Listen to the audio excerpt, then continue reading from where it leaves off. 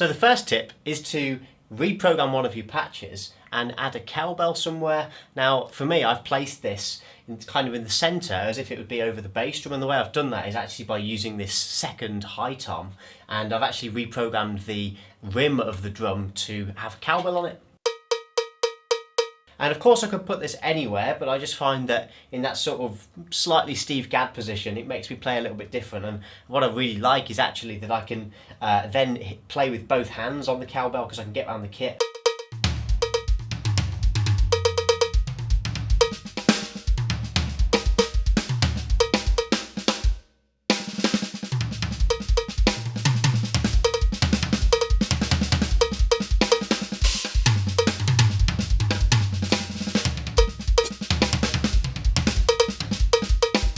So how did I do that? Well, all I did was I went to instrument on my kit here, and that shows me the last thing that I actually hit. So what I'm going to do is quickly just hit that that tom, and that's going to give me now that tom just there, and you can see that it's got head and rim. Now on my kit I can separate those, because if I start messing with it now, it's going to change both of them, and it's going to try and put the same rim sound to the head sound, if that makes sense. So you'd have like the 12-inch version of that maple rim, if that makes sense. So what I'm going to do is turn that off here, which I can do, and then that's going to show me tom A. So now if I just hit the rim, that's going to change to percussion, and you can see that I've just selected cowbell. So I can just go through, I can go to list, and then I can go to category, and I can pick any sound I want. There are literally hundreds of them. I'm on sound 828, so there must be probably 1,000 sounds on this kit, but of course I can pick whatever I like, and then I can manipulate it as well. You can really go overboard on this kit. One of the reasons that I do love my TD30.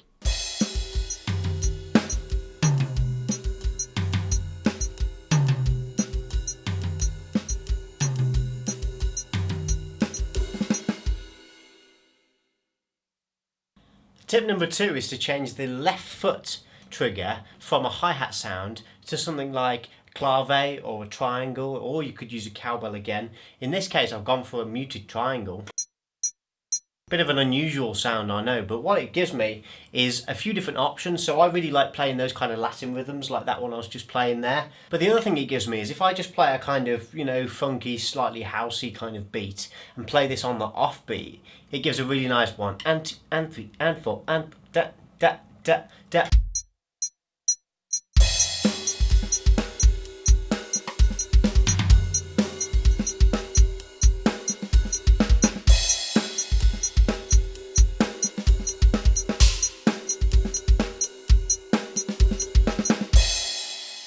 So for tip number 3, I've come back to the drum brain, and what I've done is I've picked a kit that has longer sounds on it, more melodic sounds. This one's called Melodious. No, it isn't. Melodious. I don't know why I said melodicious.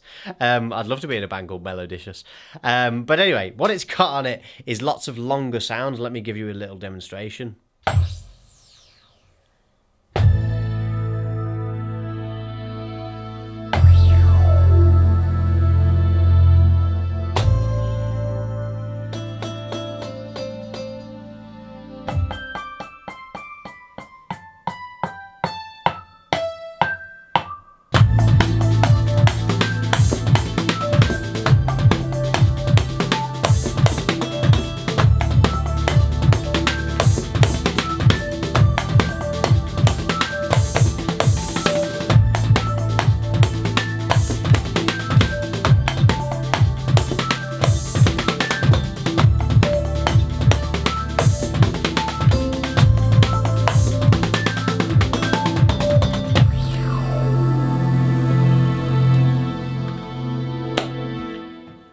So the difficult part with that one is that you've got to keep some kind of a melody in your head, you know. So if you go for that chord change, you know, da da da ba ba bum bum bum bum ba da da bum bum bum ba, then you kind of start hearing that as a pattern, and that's, you know, that's what you're playing.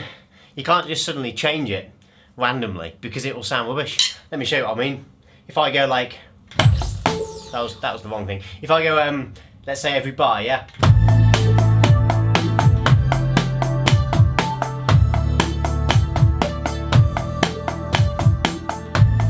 So I'm used to that, yeah? That's given me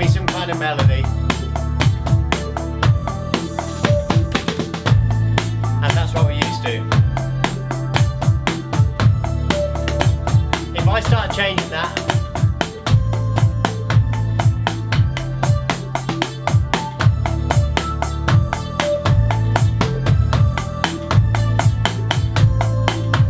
do you know what I mean? If I start playing random stuff, it just doesn't sound right. So you're much better off trying to think of a melody and use it more as a kind of discipline. So you're not just playing random stuff, basically. If I'm just playing like on a random sort of patch, you know.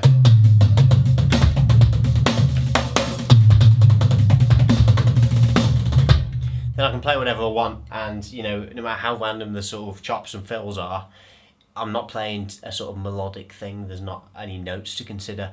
Now for tip number 4, we're actually going to stick with a similar sort of theme. We're going to be thinking about the types of sounds that we're using and the way, more importantly, that we're using them. But we're not going to go as far as melodies like we did the last one. We're going to keep it a little bit simpler. And all I'm going to do is use a short sustain cymbal, like a stack, like this one. Okay? Now this is different to a crash, because a crash is going to ring on like that. A stack, nice and short.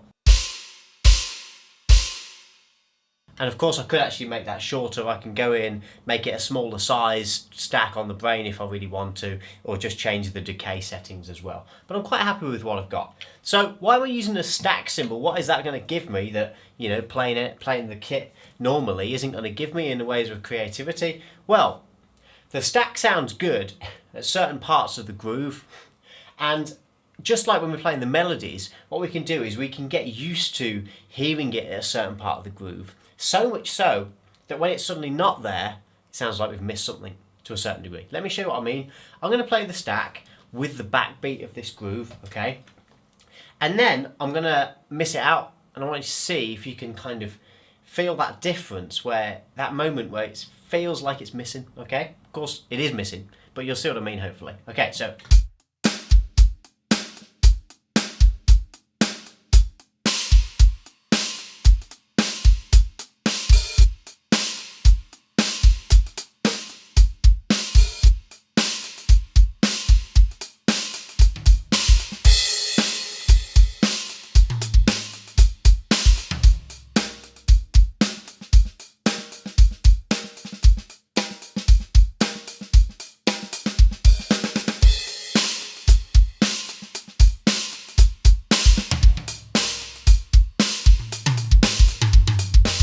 Can you hear how it really helps to reinforce the backbeat? And it's again just great practice of finding something consistent in your groove, picking something and then sticking with it. This is the patch I've got with the cowbell, so you could of course use the cowbell.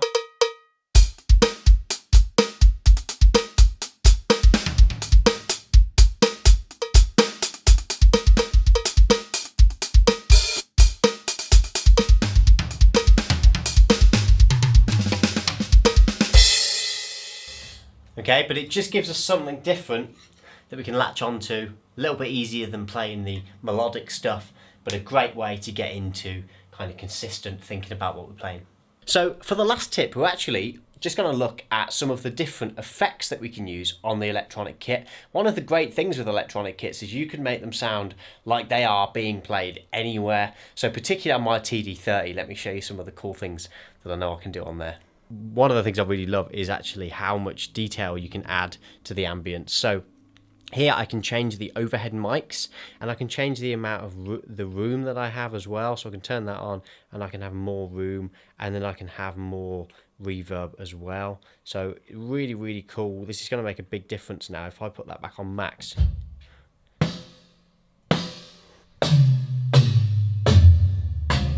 Hear how big they sound? Maybe not even in a good way, but there's a huge difference in the sound.